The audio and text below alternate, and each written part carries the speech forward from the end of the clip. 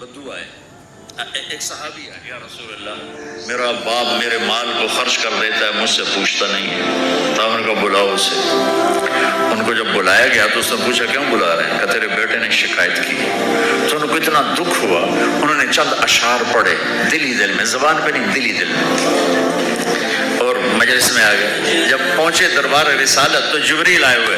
یا رسول اللہ، اللہ تعالیٰ کہہ رہے ہیں اس کا مسئلہ بعد میں سنیں، اس سے کہیں وہ شعر سنا جو تو نے بیٹے کے گلے میں کہیں اور اب تیری زبان سے ادا نہیں ہوئے پر تیرے اللہ نے سنے. تو آپ نے اس سے فرمایا اچھا بھائی تیری گل تو میں بعد سنوں گا، تو پہلے وہ میں نے شعر سنا. انہوں نے کہا اشہد انک رسول اللہ، میں گواہی دیتا ہوں آپ اللہ کے رسول ہیں. یا رسول اللہ میں نے دکھ میں چند اشعار زبان سے نہیں دل ہی دل میں دہرائے تھے اور آپ کے رب نے عرشوں پہ سنا.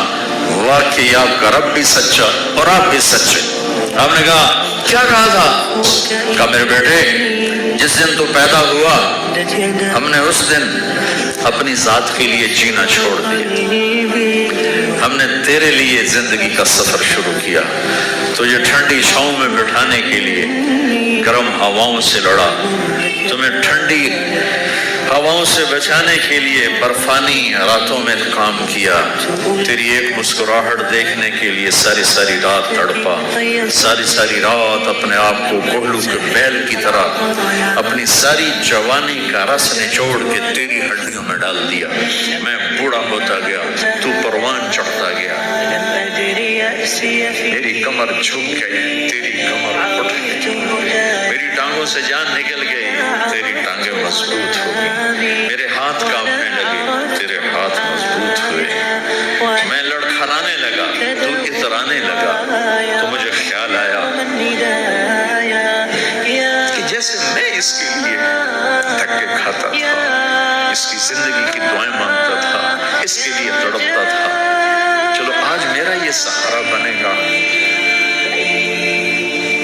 لیکن جب تجھ میں جوانی کی لہر دوڑی اور مجھے بڑھاپے نے کھا لیا، جب جوانی میں تجھ میں رنگ بھرا اور بڑھاپے نے میرے رنگ چھین لیے، جب جوانی تجھے سیدھا کیا بڑھاپے نے مجھے ٹیڑھا کر دیا، کمر جھکا دی، تو ایک دم تو مجھے ایسے گھور کے دیکھنے لگا، تیری آنکھیں ماتھے پہ چڑھ گئیں اور تو مجھے یوں دیکھنے لگا جیسے میں نوکر ہوں تو باپ تو مالک. تو میں نے اپنی 30 سالہ زندگی کو جھٹلا دیا کہ ہاں میں باپ نہیں ہوں، میں نوکر، یہ میرا سردار ہے. اگر یہ بیٹا ہوتا تو یوں تو نہ کرتا. اس نے میری راتوں کے تڑپنے کو بھلایا، میرے گرمی سردی سے لڑنے کو بھلایا، کولو کے بیل کی طرح میرے چکر کاٹنے کو بھلایا، اپنی خوشیوں کو دفن کر دیا اپنے سینے میں، قبرستان بنا دیا اپنے سینے کو، اپنی خواہشات کا اور اپنی خوشیوں کا. اور آج تو مجھ سے ایسے بات کرتا ہے جیسے میں نوکر ہوں اور تو میرا آقا ہے. اچھا میرے بیٹے میں نوکر صحیح، تو نوکر میں تیرا پڑوسی، تو بندہ پڑوسی سے پوچھ ہی لیتا ہے کیا حال ہے، کوئی ضرورت تو نہیں، اتنا ہی پوچھ لیتا ہے. دیکھو میں آج رو رہا ہوں، یہ بڑے دردناک اشعار ہیں، میری اردو میں اتنی وسعت نہیں ہے کہ میں ان اشعار کا درد سمجھ سکوں اردو کے الفاظ میں، لیکن اتنا بتاتا ہوں کہ میرے نبی روتے روتے ہچکی لگی، اتنا روئے. اور آپ نے اس بچے کے گریبان کو یہاں سے پکڑ. والدین کے لیے جو ہے قرآن مجید میں کئی مقامات ہیں، وہ میں آپ کو تفصیل سے بتاؤں گا جب سورہ بنی اسرائیل کے ہم رسول پڑھیں گے.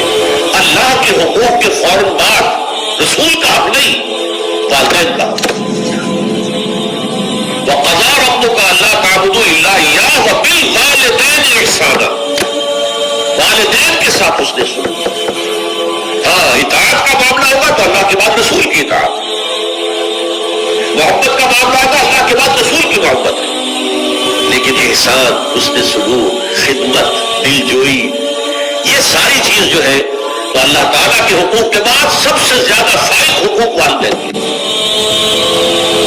جب تک ماں باپ کا ہاتھ پکڑ کے چلو گے نا رستے سیدھے رہیں گے، اور جس دن انگلی چھوڑ کے سڑک پہ نکلنا پڑا نا سر چکرانے لگے گا.